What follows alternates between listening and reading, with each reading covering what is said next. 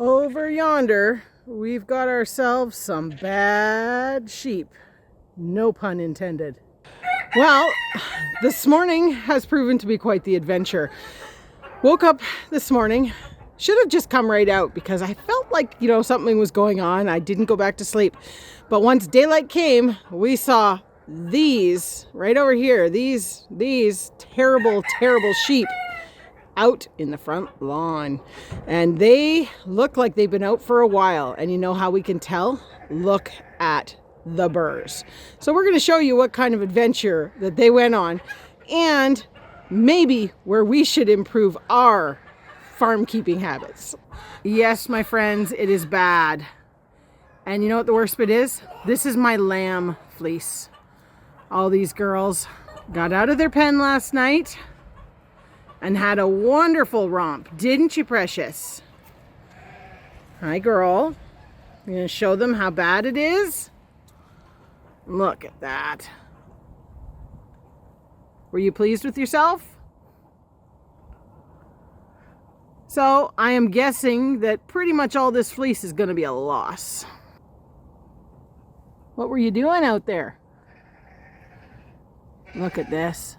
Look at that. Oh, I know you're being cute now. But that is bad.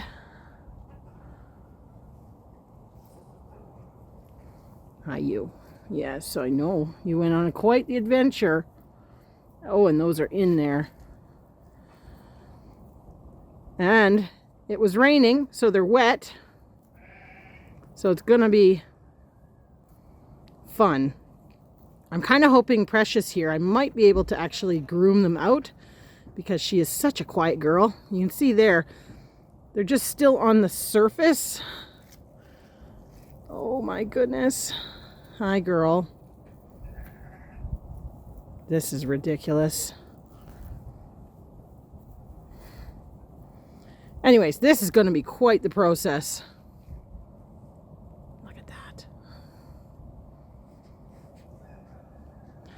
Very disappointing, girls. Yeah, and there's Addie, another fleece that I was so looking forward to. Full of burrs. Is so full of burrs. Look at Pie right here. Look at all the burrs on the side of her. I keep telling myself she feels bad. She's sorry, aren't you? Precious is definitely my favorite sheep. Hey, look at your head.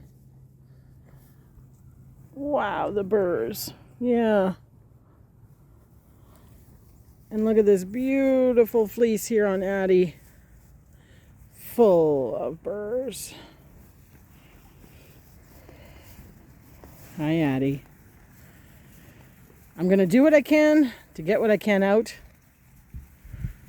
But you girls are all in the bad books.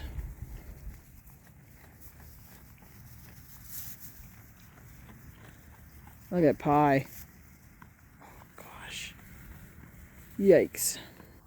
Over there is Precious. She did let me do some work and I've got a bit more to do, but to be honest, I think hers might actually end up salvageable. Were you the instigator, 20? You're supposed to be the grandma in here, making sure that everybody behaves. Hey? Yeah, she's not super friendly. They do look really horrible.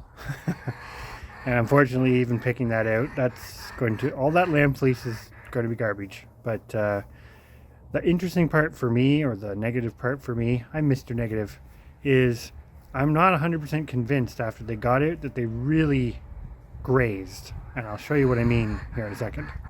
Well, this is where I think part of the dilemma here is, while them getting out was a complete accident, it makes me think about some other issues that I notice with having what I'm going to call the large grazing animals, in this case the sheep, is right now, essentially in where we live, we should have about 6 months of pasture season and 6 months of not pasture season. And the turnovers are typically, historically, fairly quick and fairly definite, i.e. you kind of don't have a long period of time of what we have right now. It's December. It's warm. And while there is a little bit of grass growth going on some of the more cool season grasses, it's not significant. But the problem is this kind of weather basically tricks, or whatever you want to call that, the animals. And the sheep in particular, right now, even though we feed second cut hay, and when there's snow on the ground, they have absolutely no problem consuming it. They think they should be getting better right now. And I think that's part of the issue, because when they got out, and I'll show you here in a minute, they just kind of apparently ran around everywhere, and it doesn't look like there was a whole lot of grazing went on. You can see over there, basically I'll take you over in a minute, where the gate they got out. But they essentially followed, you can kind of see it there, our trails, or our paths, between all the chicken coops, the rabbits. And while there certainly is some green, like I say, around my feet here and that sort of thing, nothing's really growing.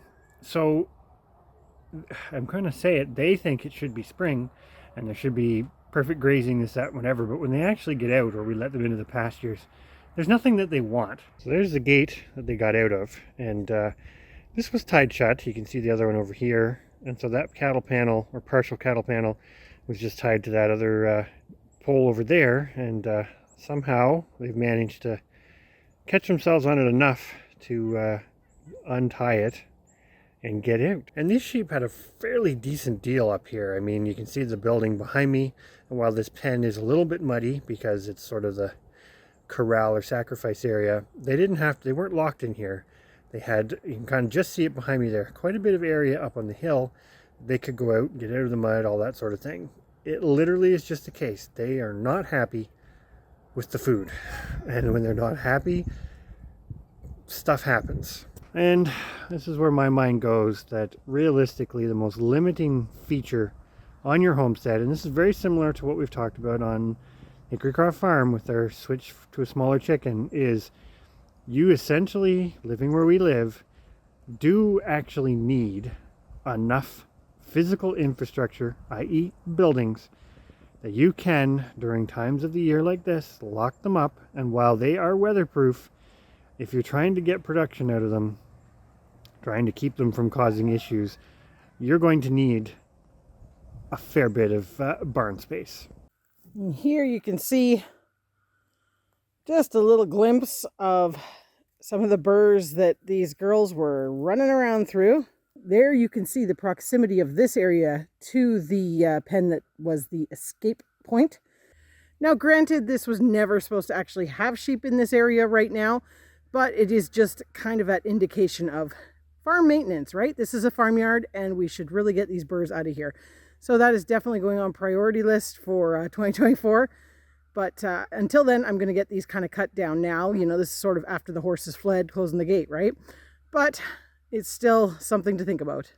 Predictability really is the big key here, because if you live somewhere where your weather's quite predictable, even if you get extremes, i.e. very cold, very wet, very hot, very dry, if your climate in your region stays predictable, it's very easy to choose animals that basically work well with that predictability. Our weather, on the other hand, is getting to be far from predictable, and I'm going to say it causes issues. And even if it's not detrimental, like, this is not the end of the world by any means, it just makes you think about all of it, because it makes it hard work, and it's exactly the reason why sort of conventional agriculture has moved to complete indoor confinement, because you just control the climate, control all the variables. While you could argue that the animals are still not happy, it's sometimes questionable whether they're even happy when you give them the space and you give them the access to outdoors and all of that other stuff, because at the end of the day, they still want more. And just like that, and I think Stephanie probably said it already, as she's trying to pick more burrs out of that sheep there, you go in literally the space of a few hours from things, working pretty well, staying pretty decent, to not.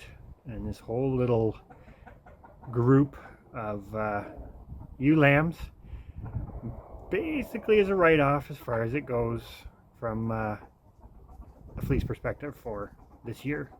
which does suck because lamb fleece is the nicest fleece going. And even though that's going to make them more comfortable, you know, picking that out, etc., it's not going to save the fleece. So anyways, is what it is, the trials and tribulations of raising sheep for multiple purposes. Really, raising any kind of livestock. There will always be trials and tribulations. Well, you can see here on Precious, I have been working away, and I do think that there's some salvageable parts here. Give me 1 second. Hopefully she'll stay standing. Hopefully she'll stay standing for us. But if you look here, yeah, I know you like it, don't you? Yes. There is a lot of matter in there, but she's also damp. And what I've been doing is using a stiff bristled brush and just kind of combing like that. I know this is not filming the greatest, but I think once she's dry, because she is so easy to work with, this will actually comb out most of the guck. As you can see down low, we still have some work to do on that side, but I know, hey girl, this side did, for the most part, come out. I'll be honest with you, I may just shave the neck because it was already full of hay.